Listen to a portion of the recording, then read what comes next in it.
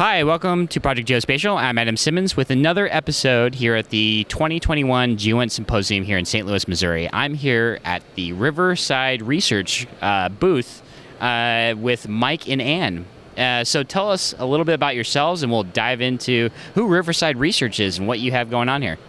Great. Well, I'm Ann Carbonell. I was a senior executive at NGA for about 20 years. I have experience across the Air Force, DoD, industry, and again, I was at NGA. I have experience across the source side of the house, data acquisition. I have IT experience and the background in research and development. So happy to be here today and love to see all the environment and all the new capabilities on the floor. Thanks, Ann.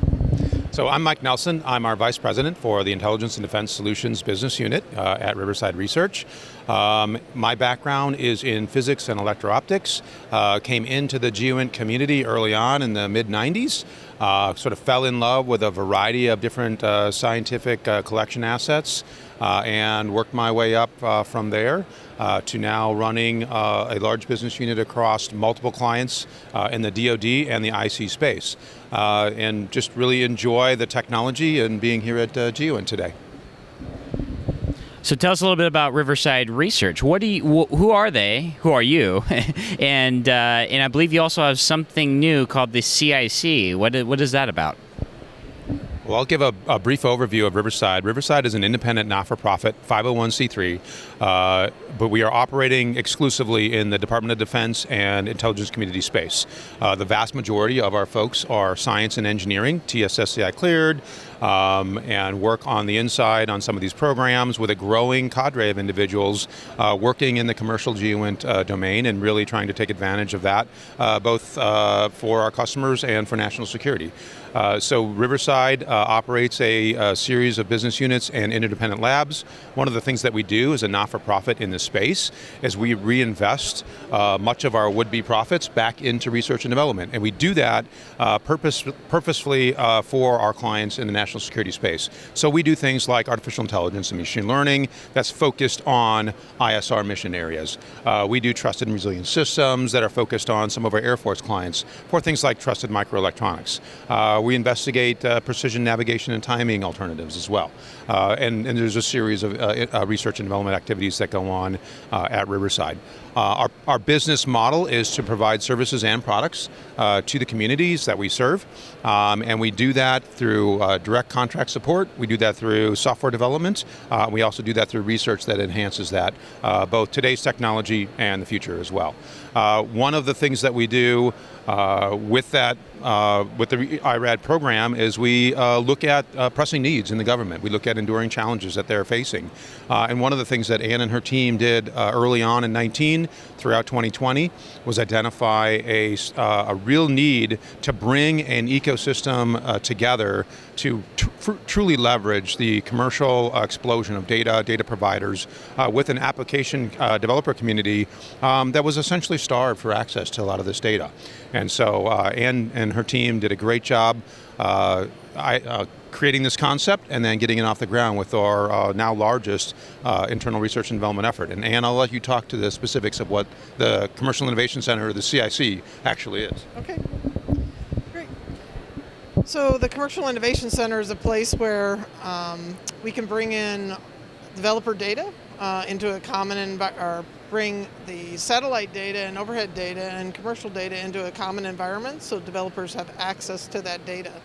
One thing that we found in developing some of the AI/ML strategies and machine learning strategies is that data was crucial.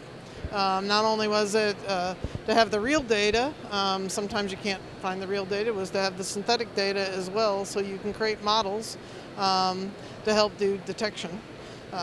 NGA and other in the Air Force have some of their pressing needs are around identification, tracking, and characterization. So these models and this automation is important. And it's hard to do that inside a government environment. So again, there's a lot of entrepreneurs, and so we wanted to create an environment that lowered the barrier of entry and allowed the commercial community to come in and come to us and have the government come to us so that they could see what the entrepreneurs were doing.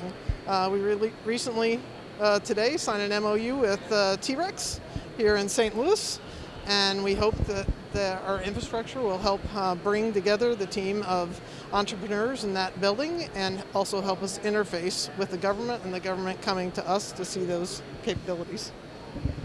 No, thank you very much for that introduction and overview for the CIC. Where is it located exactly? And can you talk a little bit more about the process for getting involved with it?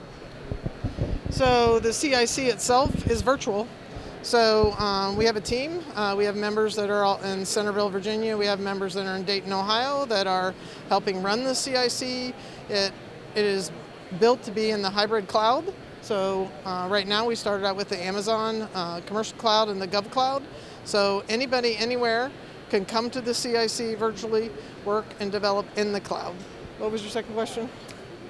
How do people get? Oh, I'm sorry. I can try that again. How do people get involved with the CIC? How do industry or entrepreneurs, as you've said, that would be a target audience for this? How do they get involved with it? Yes. So we've had a lot of interest today and this week.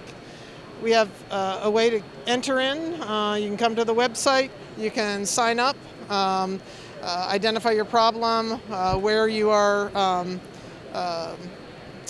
coming from, and then we have a mechanism to fill out a project plan that kind of scopes our efforts on how we can support you. And we can support you with data, applications, services, common environment, and a place for you to partner with maybe another partner to propose something to the government or other industry partners. It sounds like a little bit you also act like somewhat of an incubator for entrepreneurs too, right? To helping them not only as a kind of a testing ground for a lot of their products and services, but to onboard them within government contracts to an extent too? Yes.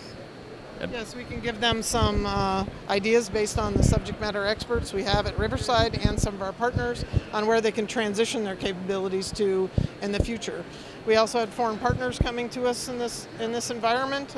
It's a place where they could come, maybe host their environment in a secure way, secure from ourselves, but the government can then have a place where they can come and see that technology. So again, it's for everybody, and we've developed it, and we continue development in a secure IP protected way. So tell me, so GEOINT 2021 is here in St. Louis. This is the first time it's ever been in St. Louis. So what are your thoughts on the symposium, once again, being back after 18 months, and the presence here in St. Louis for the geospatial industry, and what does that mean for Riverside Research? Oh, that's a great question. And this is my first sort of professional foray into St. Louis. Been here on personal trips multiple times. A great city, great place to bring a family. But what was really interesting to me is the nexus of NGA and innovation in a Midwest town. It was a really neat thing to see. Showed up here, not quite knowing what to expect.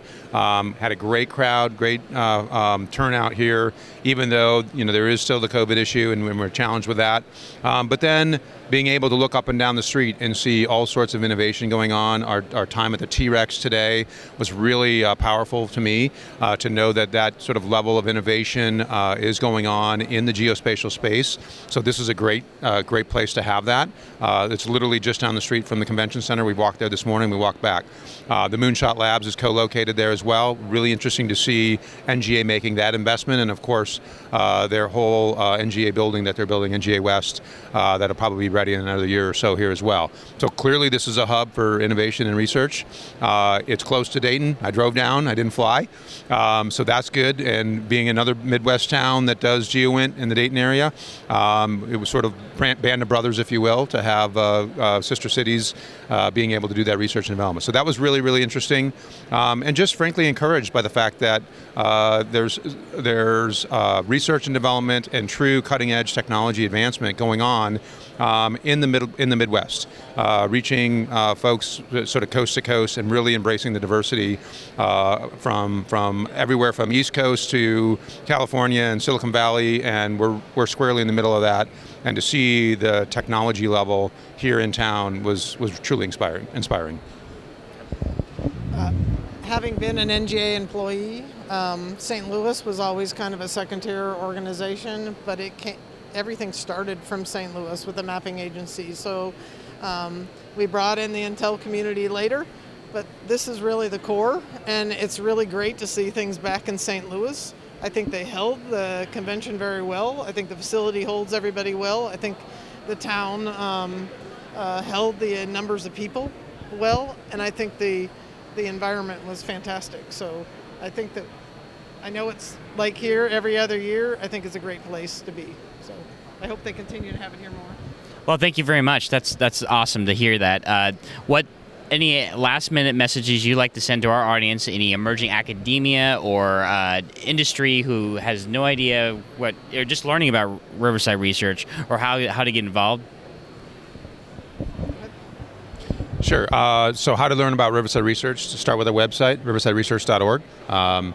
Feel free to browse there. We have a CIC page that's hung off of that as well. So if you have interest, certainly, and we can put it in the show notes, the direct link to the CIC website as well. So you can look at Riverside writ large, or if you want to dive straight into how to get involved in the CIC, the web page is up. It's viable now, and we'll make sure we distribute the links. Again, Riverside's independent not-for-profit working in the DoD federal space. They do exist. There's a handful of us, and we're really mission focused. So if you are interested in being in the mission fight, you have a deep STEM background, and are interested in getting in, please reach out. We'd be happy to partner with you, possibly bring you on as a staff member, whatever it takes to get you in the community. It's deeply important to us, and frankly to everybody here today, to bring really high quality individuals and a diverse workforce into the national security space. Everywhere in America, STEM is tough. Certainly there's no, that's not exempted out of the national security space. So if you're interested in the mission, by all means, reach out to Riverside. We'll talk about opportunities for you to come on board. Up. All right. Well, thank you very much for joining us. Once again, this is Riverside Research here at the GEOINT 2021 Symposium. And stay tuned and visit their booth while the conference is still going on. Thank you, everybody.